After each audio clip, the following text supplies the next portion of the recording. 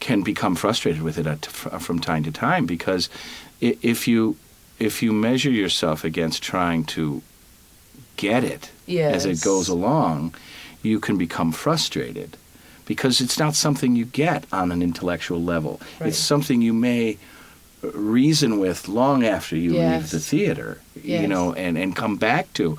I don't think you'll ever forget. I never have forgotten any of the productions of Endgame I've seen, whether they were good or bad. Right. It's memorable in that way, and because of that, it has a tendency to be able to play upon your subconscious as much as it does consciously. If you let the conscious part of it just roll over and not worry about it, then you can let your subconscious absorb it and have impact.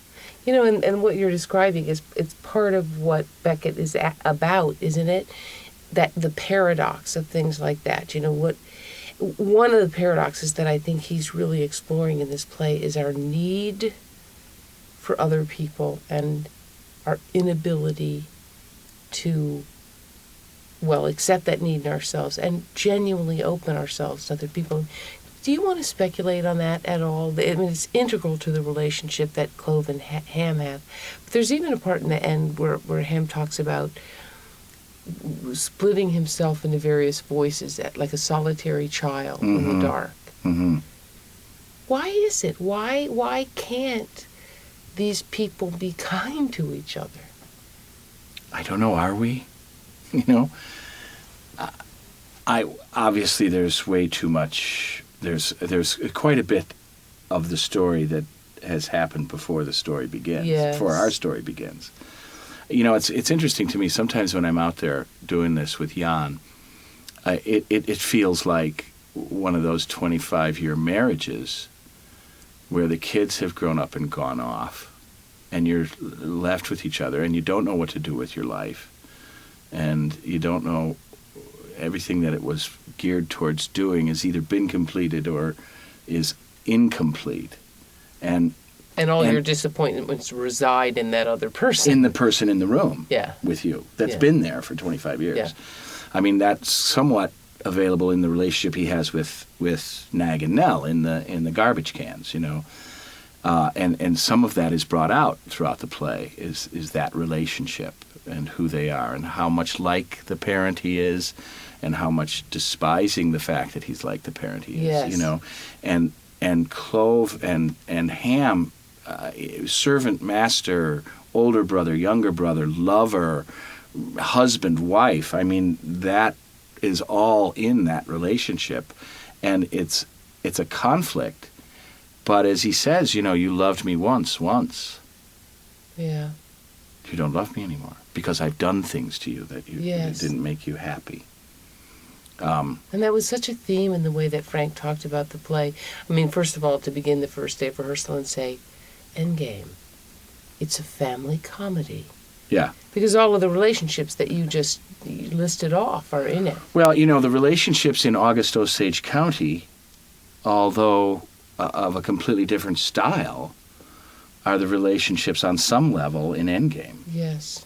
Yes, you have more characters in August. It's about Oklahoma. It's American. It's but the struggle and although in a much bigger play that is August Osage County, resides a lot of those moments and themes right here in this little Beckett jewel.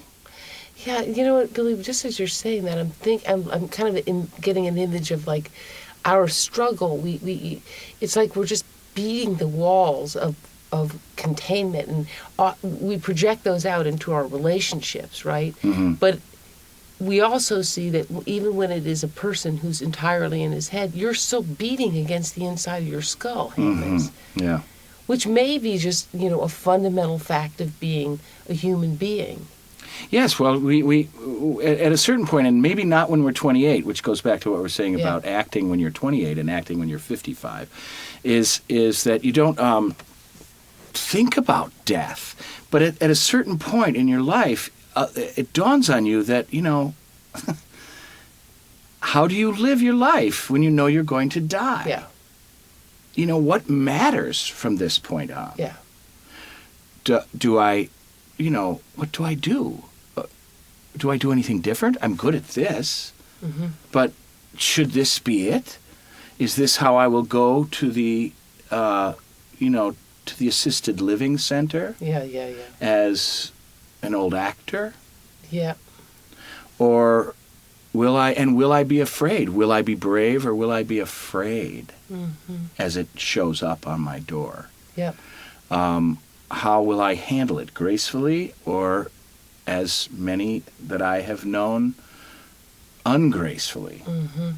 And I think therein are elements of this play, themes of this play that are profound to audience members of all stripes. Right. And all ages.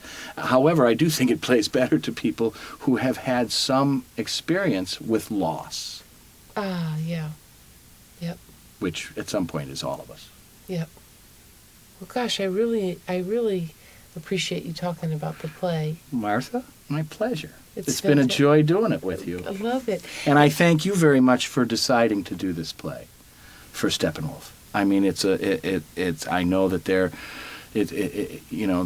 there's controversy to this, and it's brave of you to do it, and I can't thank you enough for how well you birthed it. Thank you, Billy. And you know what? We're emboldened in the choice because we have a really great audience. Yeah. Smart people. Yeah. And if you want more information about the production, please go to www.steppenwolf.org and see you at the theater.